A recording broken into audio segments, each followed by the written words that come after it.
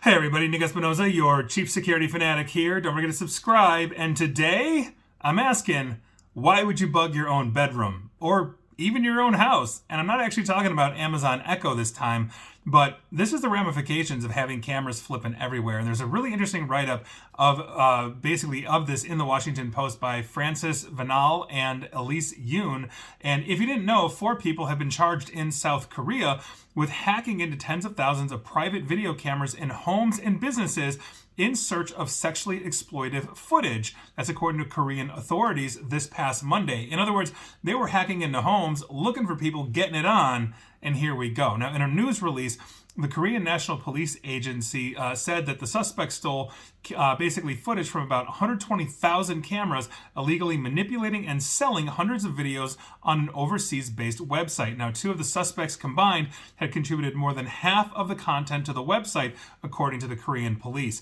So, they were investigated between November of last year and October. They did not know each other, and that's according to Kim Young-woon. He's the chief of agency's cyber terror investigation unit, speaking in an interview. So, one of the suspects is charged with producing sexually exploitive content of both children and adolescents as well. Police allege that the footage stolen by that suspect had been stored but not actually sold. So all 4 are charged with hacking internet-connected surveillance cameras, and 2 are charged with selling illegally filmed sexually exploitive material.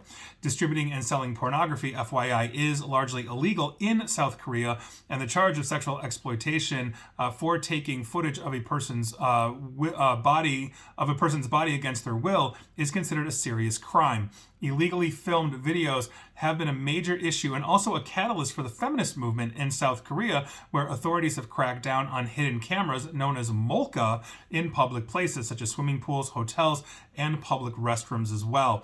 One subject is alleged to have paid about $24,000 worth of virtual assets in exchange for the stolen videos. The other one received about $12,000. This is U.S. currency. So authorities are also investigating the website operator and obviously the people that accessed and viewed the footage, according to this. But obviously this is going to be an international thing. So the reach of South Korea is only going to be so far until they start contacting their allies in Interpol and other nations around the world. And we'll see how this spirals. But it really underscores the point of, if we are putting video cameras literally everywhere, we have to secure them, and we have to ensure that they're basically going to be tamper-free by virtue of monitoring and proper isolation and all of these things. But understand, if somebody gets in, they can see and oftentimes hear whatever you're doing.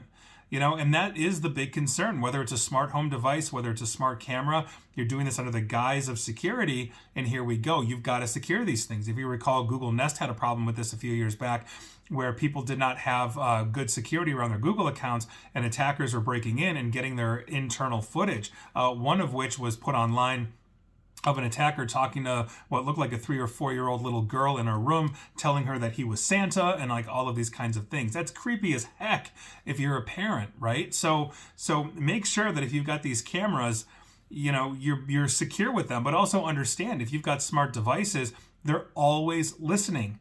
If they're going to turn on because they have a trigger word, they have to be listening constantly for that trigger word. And I've talked about this before, so I guess you can't say you haven't been warned.